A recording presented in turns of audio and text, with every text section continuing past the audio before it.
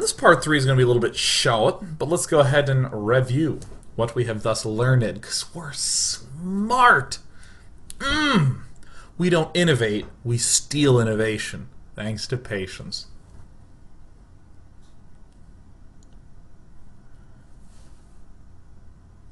My face just looks awesome there.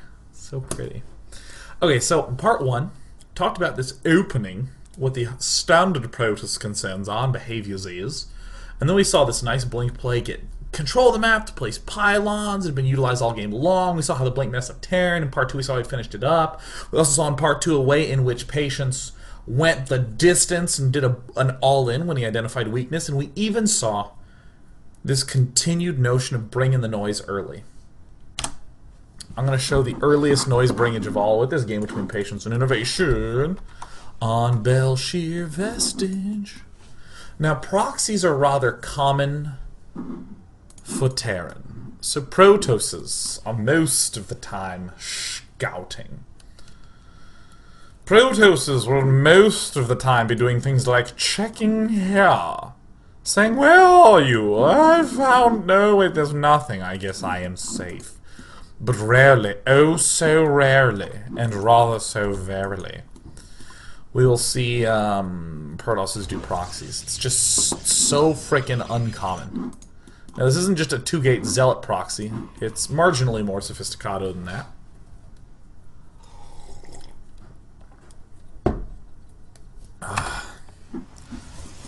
It's going to be a gateway on 10.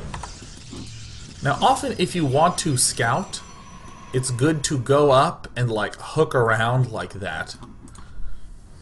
Depends on the map. In this one, obviously, it's bad in a literal way to go right by this watchtower. So you might just wait a while for your probe to move out. But this is some good stuff that we're going to be seeing out of Patience. So first of all, just doing some chrono boosting, getting up to 13 before throwing down this assimilator. I think it's very easy to go a little bit too corner cutty, but look, there's plenty of chrono boosting on the probes going down. Plenty.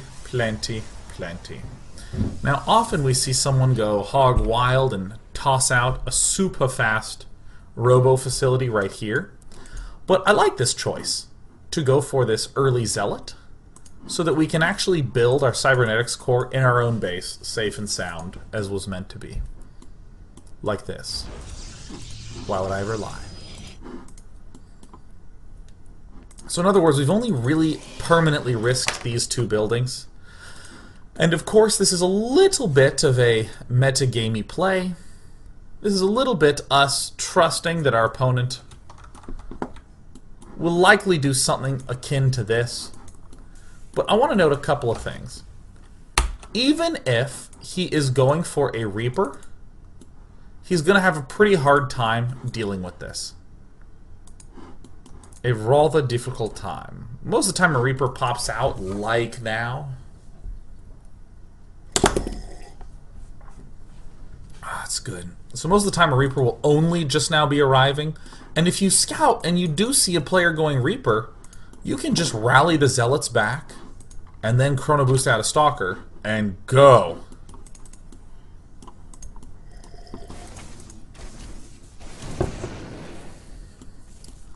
Cool little play. Do it every day. Your win rate will go up and you'll scream yay. Kill the Zealot off. Make the Zealot scoff. Alright, I think I did. I think you guys get the point with this build.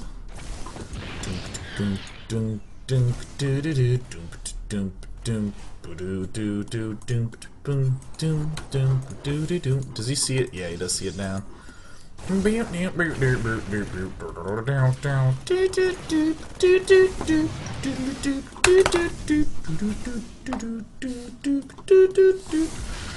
thing that I do love about always seeing Patience do these plays is that back home he's actually gotten himself a lot of probes. He has enough to make a follow-up, but he smells blood in the water, so he's gonna go ahead and Kill.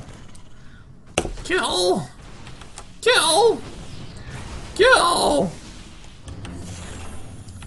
I mean, this daily doesn't really need to keep going on this, but I just like this game. The important content was in part 1 and 2. The recreational content happening en masse right here before our eyes.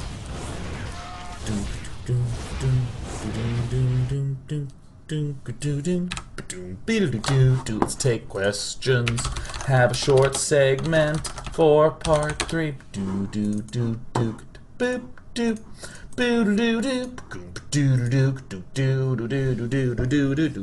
Let's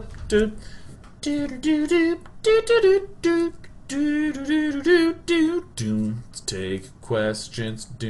Release the hounds. Ah, don't worry, the hounds have been nerfed. Oh, shit. Why would you ever play a hunter again? He's terrible for your health. Oh. Moist Snail Poop asked me if I'll ever play Toe Jam and Earl on a day off. I think I might. When I'm at home, bring Kevin in. He and I will both play together.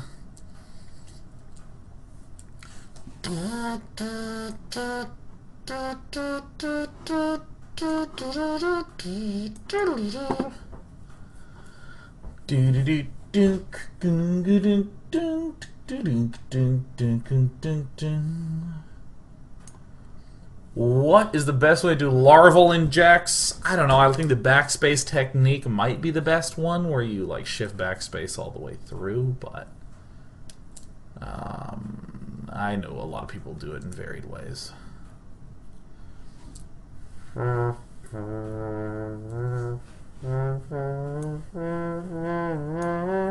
CDG Corazon says, how would you recognize a Terran splitting their army? How would you split your army to defend the 9-10 minute push? That's going to be the one that has the medevacs. Anything that's happening before 9 minutes has no medevacs. Don't worry, leave all your shit at the front. Starting around 9:15, just bring your stalkers to the back and have everything else up at the front. Bring your stalkers to the back, have everything else at the front. Stalkers at the back, everything else at the front. And the mothership core in between. That's it.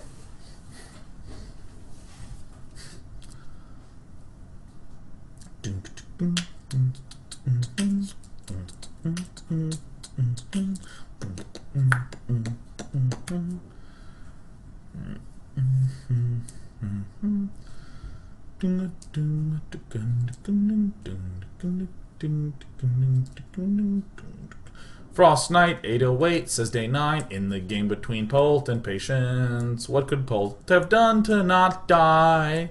He very likely should have built a bunker, but now he just gets to cry. Oh! Here's the way to think from the Terran point of view. Do. Most of the time, a Terran player looks at a Protoss player and says, you're going to do fucking whatever, and I'm going to prepare for Oracles, DTs, 4-gate rushes, and the mid-game. And you might be saying, well, what if I could get in and I could see the gate? Give up on seeing exactly what he's doing. You'll only ever know vaguely what he's doing. What you, young sir, will definitely need to do if you start seeing a lot of stalkers. If you can say, well, there's one, and there's another one, and there's a third. You need to get a bunker at your front. Fast. It might even be correct to say build one missile turret at one of the locations. Like one at your natural. Just one. Why is this okay? Or actually, let me say, why would someone not want to do that? Because they'd be like, oh no, I can't build the bunker and build the turret, because if he's not doing this crazy, scary all-in, I need to have as much money devoted to the mid-game as possible. I need to be getting my barracks up, I need to be getting my upgrades going, I need to be getting add-ons. But here's a little trick. If you see the stalkers going down early, there's not sentries. So there's not that key strong mid-game tool for Protoss. So it's okay for you to get just a little bit on the defensive, like build one turret. Because even though your mid-game will be slightly weaker, So is Protos's. He didn't build the sentries. So again, you must build a bunker at the front.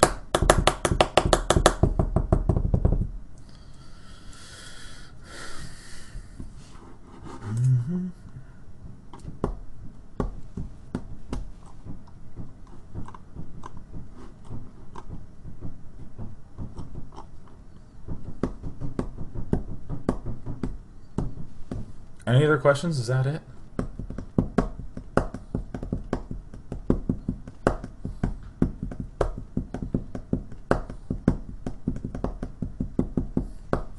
Terrato says, Day 9, how do I get out of my sickening over defensive playstyles as Protoss? Do this build. And if you want a Protoss to learn PvZ from, do SOS's builds. Did dailies on those too.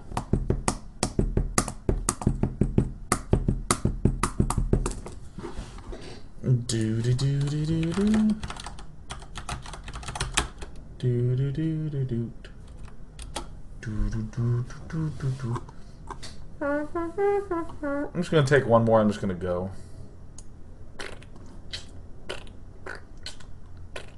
Furbex asks a great question. Day 9. If I do a fail push, but end up not completely dying straight away, should I double expand and play greedy? I'm going to answer this question in two ways. The theory way, and then the better way. Ooh! Ooh! Now, here's the theory that I hear a lot. If you do a huge, failed anything, a failed surprise DT play that you invested a lot in, a huge push that failed that you invested a lot in, well, you're behind. And all things being even, you're going to lose unless you take a big-ass risk and get ahead that way. This is where we hear the idea of, if you fall behind, hidden expand or double expand. But this is what I want you to do, Furbex. If you do a failed push, just expand once and pretend as though you didn't fail the push. Just play standard, solid, straight-up games. In StarCraft 2, honestly, the utility of, like, especially a lot of the Protoss units are such that you're okay. Even in this case of catastrophic failure. If you are playing defensively, calmly, and well, you can stay alive for a really, really, really long time, and maybe your opponent will make some errors that will let you get back in. So let's take a Protoss versus Zerg, where you do a big push against Zerg and you lose. You actually can just kind of get some Blink and some Colossus and take your third and play calmly and begin to answer his stuff normally, and then not go nuts. I see a lot of people who will say, oh, I'm behind, when they're only a little bit behind, and then go, well, I got to take a huge risk, and then they take a huge risk and hit the negative end and go, see, there you go. I had to have done it. I can't not do it. Why? Who could say otherwise? Not even Boxer. And in reality, you can just kind of, you're playing and then you get bumped down, and you can actually just play well over time and get ahead. So that's what I would say. Just kind of like pretend that it didn't happen and get in there. Also, whoever says that you can run a computer on 600 watts of electricity doesn't run a monolith. I think I either have a 1050 watt or an 850 watt. Probably 1050 on this computer. It's got a lot of shit in it. Yeah. The daily's done. I hope you had fun. Time to bed to kitty tum. I'm gonna go. I'm going to go. I'll see you tomorrow for my day off. It starts at 10 a.m. Hope I wake up in time, but you know I will. I'm a responsible man. Mm-hmm. Mm-hmm. Mm-hmm.